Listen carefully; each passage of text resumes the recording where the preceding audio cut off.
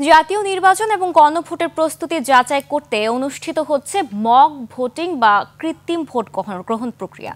এই মহড়ার মাধ্যমে ভোট গ্রহণ পদ্ধতি, প্রযুক্তির ব্যবহার এবং কর্মীদের সক্ষমতা যাচাই করা হবে। শনিবার সকাল ৮টা থেকে আগারগাঁওয়ের শেরে বাংলা বালিকা উচ্চ বিদ্যালয়ে মক ভোটিং শুরু হয়।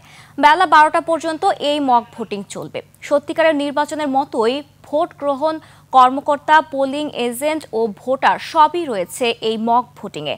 নিয়ম অনুযায়ী ভোটাররা লাইন ধরে ভোট দিচ্ছেন, তবে ব্যালট পেপারে রাজনৈতিক দল, প্রার্থীর নাম বা প্রতীক নেই।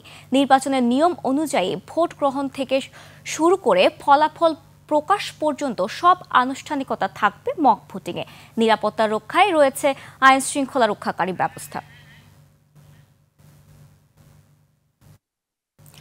মক ভোটিং এর আরো খবর জানতে সরাসরি যুক্ত হচ্ছে সহকর্মী মানিক শিকদারের সাথে। মানিক, এই মুহূর্তে আপনার কাছে কি খবর আছে মক ভোটিং এর, আমাদের জানাবেন।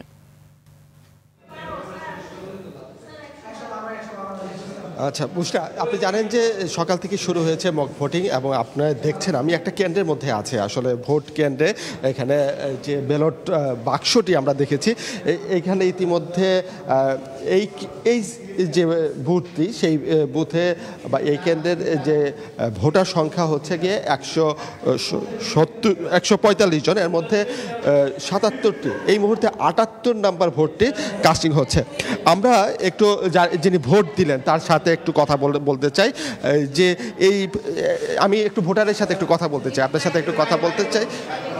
বাইরে, আচ্ছা ঠিক আছে, বাইরে এই মুহূর্তে যেতে পারছি না, আমরা ভেতরে যারা আছে তাদের সাথে একটু, পোলিং এজেন্ট যারা আছে তাদের সাথে আমরা একটু কথা বলতে চাই। এই যে আজকে যে আপনারা যে মক ভোটিংয়ের যে কার্যক্রমটা করলেন, এতে আসলে কি কি ধরনের ভুল ত্রুটি বা কি কি ধরনের প্রতিবন্ধকতা উঠে আসলো এবং এর সমাধানে আসলে কি করণীয় বলে আপনার কাছে মনে হয়?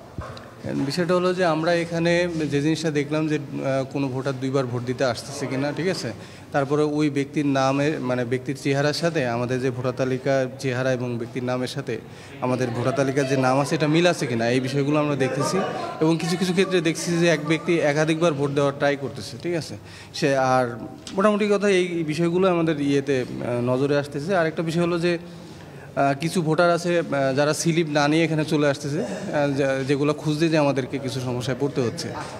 এই যেটা বলছিলেন যে কী ধরনের সমস্যা হতে পারে, কি ভোট দিতে গিয়ে কি ধরনের প্রতিবন্ধকতা আসতে পারে, সেই বিষয়গুলো নিয়ে আমরা কথা বলছিলাম একজন পোলিং এজেন্টের সাথে। আমি সহকারী প্রিজাইডিং অফিসার যিনি এই মক ভোটিংয়ের কার্যক্রমের সাথে। আচ্ছা, না আমি জাস্ট আমাদের এই মক আমরা করতেছি, প্রিজাইডিং অফিসার কথা বলি।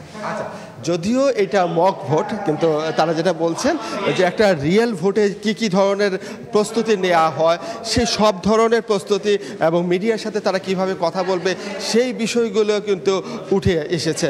তো এই ছিল আমার কাছে এখানে থাকা সর্বশেষ তথ্য। বুঝটা, ধন্যবাদ মানিক আপনাকে।